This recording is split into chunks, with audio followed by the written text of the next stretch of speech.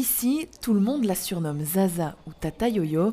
À 80 ans, elle participe à ce marché vintage depuis plus de 15 ans. Je vends un peu de tout, et tous mes vêtements. Depuis que je suis née. Pas née, mais disons depuis que j'habite en Belgique, depuis 63, c'est tous mes vêtements que j'ai empilés. Vous êtes une passionnée de mode. Oui.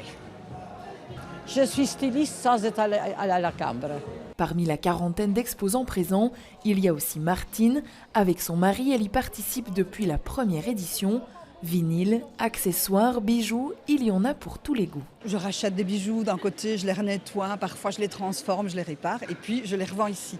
Et j'aime bien voir que des jeunes, parfois des petites jeunes de 15-16 ans viennent m'acheter une broche des années 60. Et j'aime bien aussi leur expliquer d'où vient la broche, l'histoire de la broche, etc. L'événement propose aussi une large collection de vêtements vintage, de quoi trouver facilement son bonheur. J'ai trouvé un petit long sleeve Guess, ça pouvait être pas mal, pas trop cher. Ça déjà je compte déjà bien là-dessus, je trouve que c'est plutôt pas mal.